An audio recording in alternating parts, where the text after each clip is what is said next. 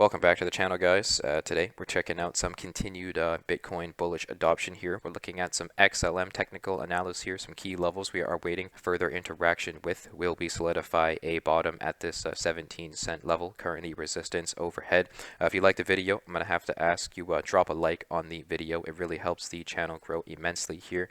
And subscribe if you're new. We try to keep these updates coming at you daily with crypto news and technical analysis. So here we have XLM falling toward an area of support. As we mentioned, 17 cents does need to continue to hold here, an area of support that is very significant for us. Over the last few days, we've been experiencing some very bullish interactions with it as we get beaten and battered by this resistance overhead. It would appear 19 cents is a key level, giving us a hard time coming from a swing low throughout the end of July of 2021. So at the moment, resistance overhead keeping us trapped, looking for continued interaction towards support, as we are under the influence of bearish Robo advisors from the middle of November here. So we've been awaiting, bullish parameters to accumulate ever since November. We did have a period of time where we tried to find support above this 27-cent level.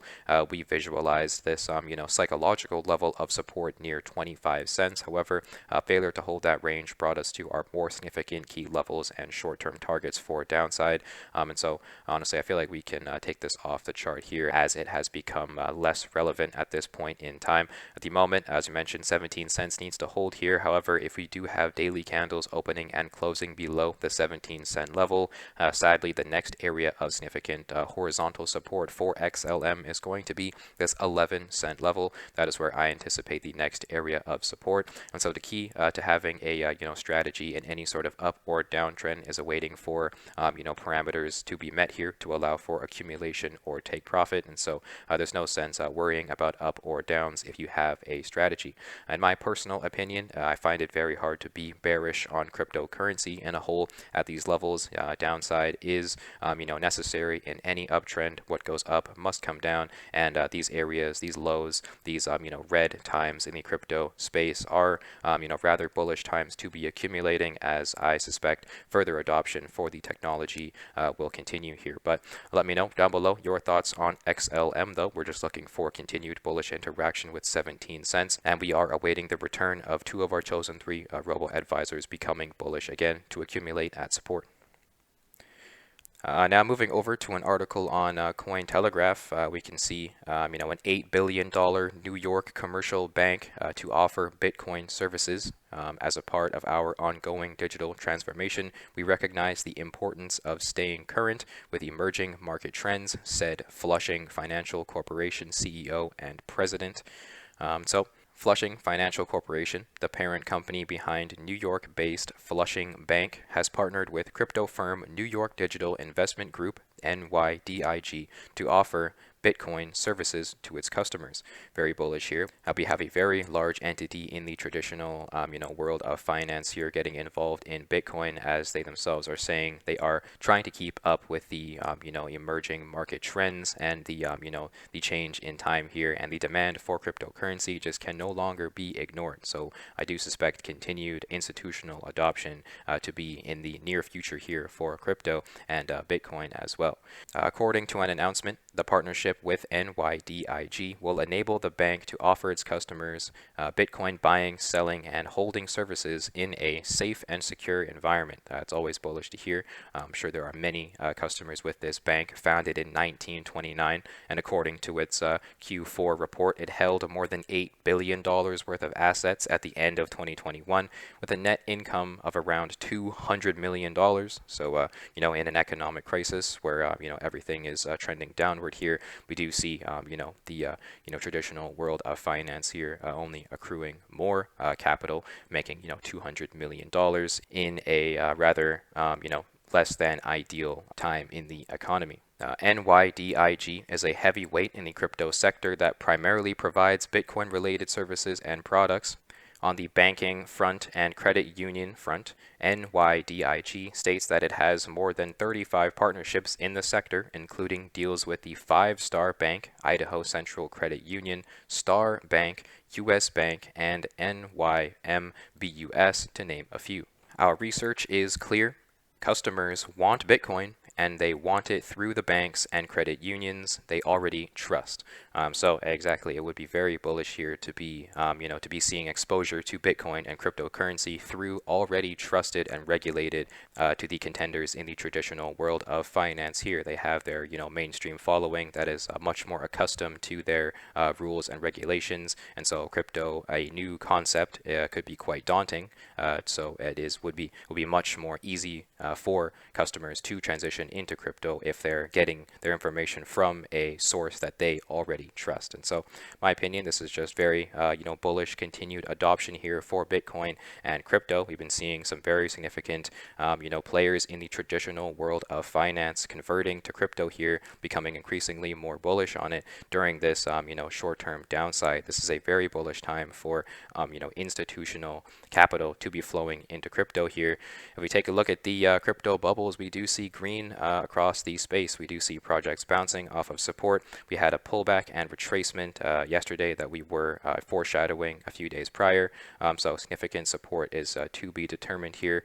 Some metaverse projects that we looked at yesterday briefly. So we have Decentraland experiencing 11% in upside. If we take a look at the chart here, Decentraland is making its way to a potential level of resistance. It would appear $2.50 is going to be a potential area of resistance overhead, waiting to give us a hard time. At the moment, the strongest area of support down below is going to be $1.50. That is going to be the range it would appear here, and I anticipate continued consolidation within this range until we have support found above $2.50, in addition to the return of two of our chosen three Robo advisors becoming bullish here. We do see this dip being bought up. However, we are making our way toward resistance, so beware of a potential continuation downward. And with these Robo advisors bearish ever since the beginning of December, it would appear, we do anticipate continued interaction toward the strongest area of horizontal support, sadly all the way back down at $1.01 in my opinion.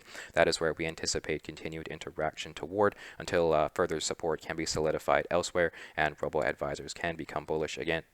Sandbox, we saw experiencing some upside as well. Currently interacting with a potential area of support here. Would appear $2.68 down below is giving us, support and buy pressure at the moment. Under current conditions, we will need further confirmations of the support level, as we are under the influence of bearish Robo advisors ever since the beginning of January. And with those in mind, we do anticipate continued interaction toward what appear to be, sadly, the 71-cent level.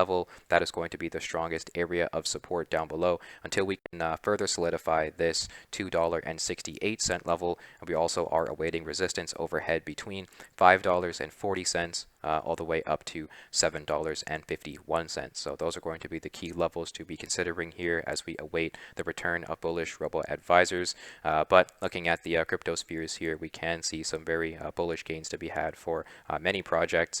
Zooming out to the week, we can see this pullback is still in play. It will take a few more days of green to start, seeing some green weekly bubbles, but we can see this downside reducing here with this, short-term bounce that we are experiencing. So, continued consolidation is to be expected.